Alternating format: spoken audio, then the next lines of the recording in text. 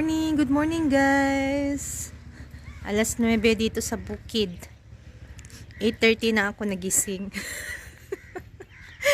Wala si Buwa. Nagpa-check up siya sa town, sa Bisisahar. So, pagkadaan ko sa kwarto ni Ama, humingi agad siya ng tsaa. Binigyan ko ng tsaa at biscuit. Nakabili kami kahapon guys ng biscuit. Nakaluto na ako ng rice at dal. Pakita ko sa inyo yung ulam namin. Walang gulay guys kasi nga hindi na nakakapagtanim si Ama, kaya kailangan sana ni Buwa na bumili ba once a week ganon. Hindi talaga nabili ng never yan bumili ng gulay guys si Buwa. Ang laging nagbibigay ng gulay dito si Sarmila, yung bunso nilang babae. Kasi masipag magtanim yung si Sarmila eh. So sako-sako ang mga gulay niya dati kung naalala niyo yung vlogs ko dati. So yung ating environment ay dry. Ang paligid natin ay dry kasi nag-harvest na sila ng mustard, and then yung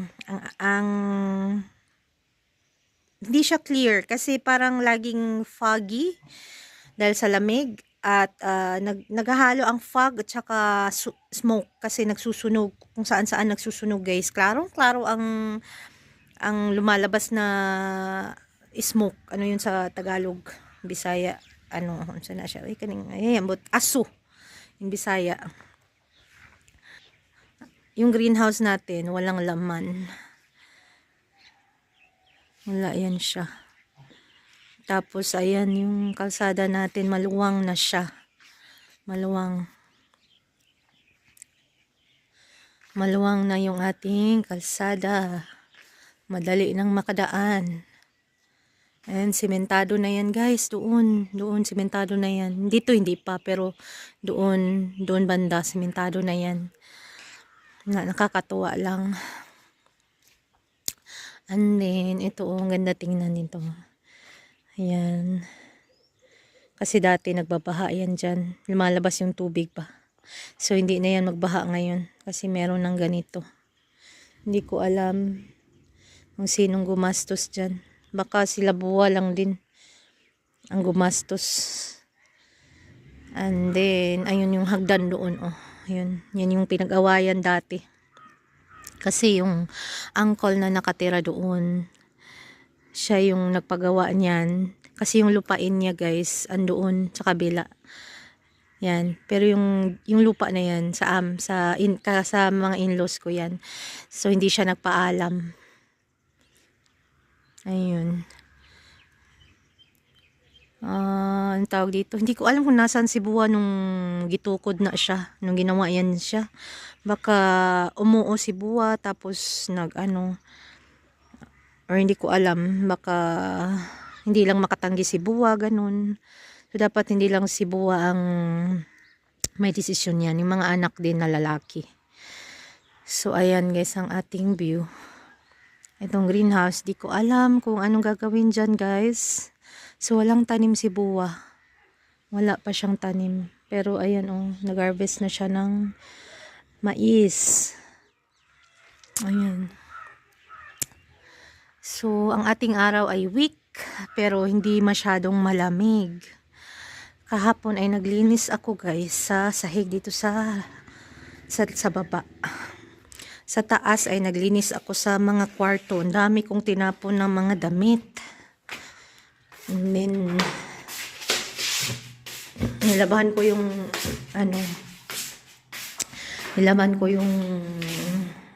yung basahan. So, nakapagluto na ako ng rice at dal.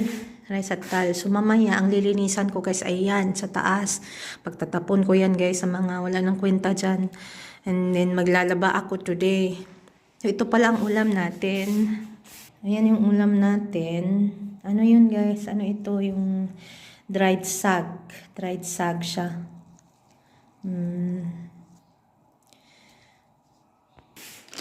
Ihalo ko siya sa soybean at konting patatas. So, ganyan ang ating mga gulay-gulay dito. Soya bean, tsaka mga dried na mga leaves. Tsaka mga beans. Kasi hindi sila nabili. Kung may tanim sila, yun yung kanilang kakainin talaga everyday kung ano yung season. Dati, pag taglamig, ano bang season? Girawla, patola, ganun guys ba? Ampalaya, mga ganyan. Okra. So, dati si mother-in-law ay malakas pa. So, maraming tanim ngayon. Wala na talaga. Ay, may ano si buwa doon, oh. Garlic yan or ano, onion. Ang ating gripo ay naglilik. Sabi ko kay Santos ay tawagan ang ang plumber. So, ayan ang ating greenhouse. Hindi ko alam kung anong pinagagawa nila dito, guys. Ayan, oh. Hindi ko pa na-message si Santos. I think, failed planting ito. Linisan ko pa yan mamaya. Ayan yung tanim ni Buwa. Na, ano ito? Sibuyas. Sibuyas or... Oo, sibuyas or garlic yan, guys. Yan lang. Dati ang dami niyan, guys. Daming ganyan si Buwa. So, ayan ang mga mustard. Yung iba, hindi pa nag-harvest. Yung iba, nag-harvest na. So, wala tayong view na, na magandang tanim sa paligid. Dati, ganito din, guys, no? Very dry. Very dry. Tsaka, ayan, foggy siya ba? Foggy. So, ano ito? Lutya. Tingnan nyo. Lutya or ano ito? Masarap sa feeling makauwi at makalinis-linis tayo, makasilbi tayo sa dalawang matanda. So, masayang makauwi. Refreshing siya, guys. Nakakapagod yung biyahe pero pagdating dito, ma-refresh ka talaga. Ibang iba, very peaceful siya. Pero iniisip ko, super ganda dito. Super ganda lang talaga dito pag bakasyon. Kasi kung iisipin mo, everyday, ganito. Ganito ang routine mo. Nakakabuang din. Kasi okay sana kung may malapit na mga kaibigan or pamilya. Kaso wala man. Si Ate Carol, malayo. Pero hindi yan sila mag-stay din dito ng matagal. Si Ate Carol. Alis din yan siya. Magka-college na yung panganay niya eh. So, si Cherry, hindi ko alam kung anong plano. But si Cherry, depende. Depende kung anong takbo ng negosyo nila. Pero, alam ko wala rin yung planong magtagal si Cherry dito. So, ganun guys ba. So, pero, tinatanggap-tanggap ko na sa isip ko na dito kami ni Santos magre-retire. So, malalayo pa naman yun. So, yun. Maganda siya dito dito ka tumanda. Yung may motorcycle ba? May service.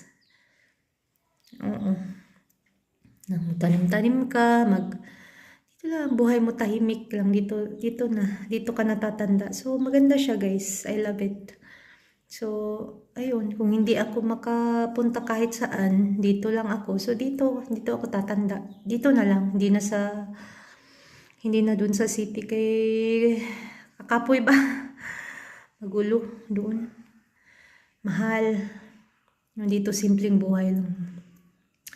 So, sana pagtanda ko, may Pinay din na tumanda din dito, guys, no? Magluto muna ako, ha?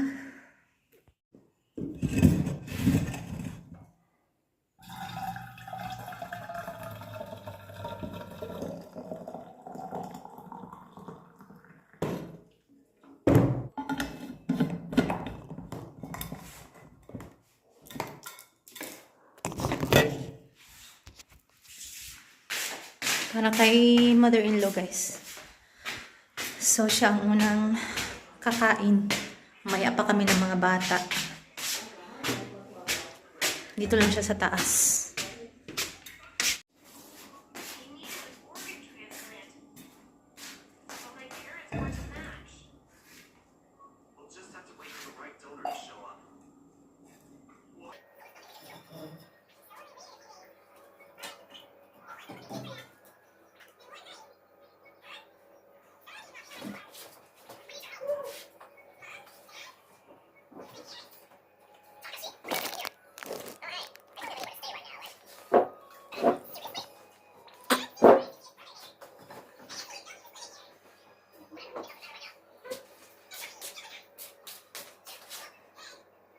Where's the others?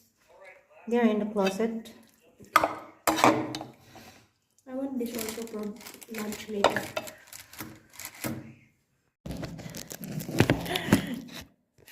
So guys, I am torn between magkinig ng music or mag-video habang nagtatrabaho. Nakakalimutan kong mag-video sa mga ginagawa ko. So mag-video tayo kasi tapos na akong makinig ng music. So naglilinis ako guys dito. Nagtatapon ko lahat ng mga itatapon.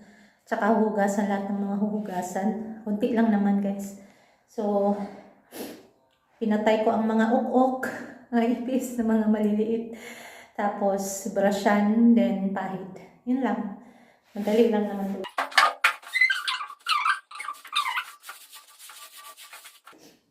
So, simento siya. Simento yung taas, hindi tiles. So, dikit yung kasi walang exhaust yung ano eh. So, dyan didikit yung mantika.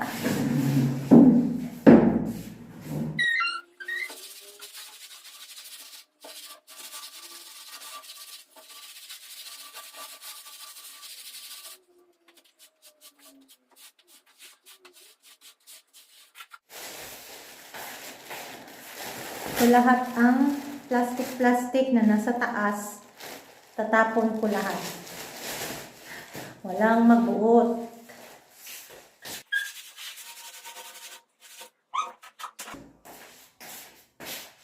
Lagot!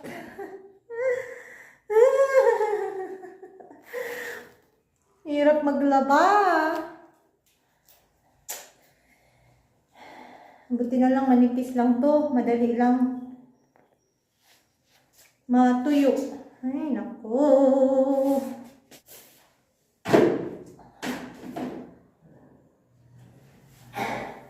Babu?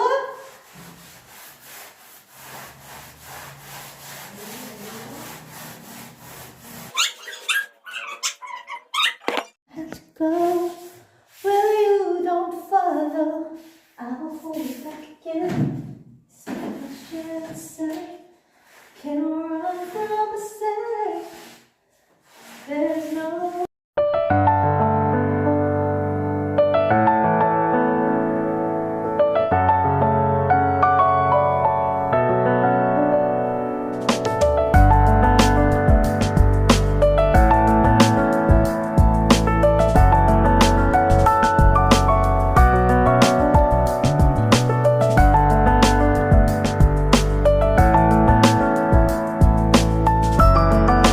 change my mind. Hindi ko na siya i-video kasi itim. Hindi siya pleasing in the eye. But malinis na siya kaysa dati. So ngayon, after, maghuhugas ako ng hugasin. And then, itong cabinet naman sa baba. Hindi naman siya ganun ka dumi, pero kailangan siyang punasan at organize. So, ayan guys ang ating kalat. Yung kukunin ko ang mga cobwebs. Then, tapos na tayo. Then, mamaya, ayan, dyan. I don't wanna hurt anymore. Stay in my arms if you're there. Saan pa kayo? May tawag dito. May ads. May commercial. Don't walk away from me.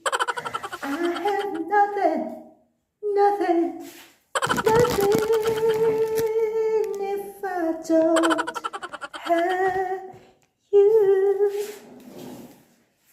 You.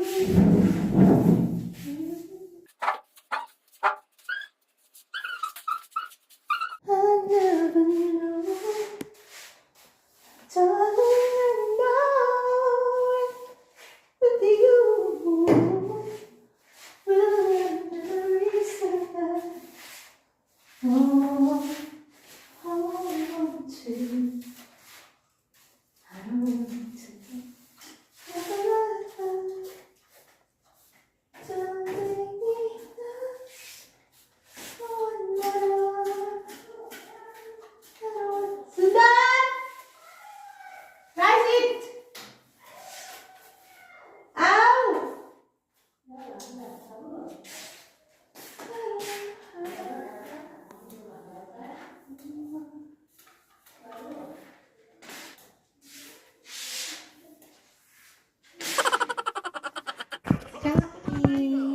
In another one of your medical stays, you're lying in a stretcher, upset with yourself at just how quickly you found yourself back in the hospital, and a clergyman making his rounds spots your sour face.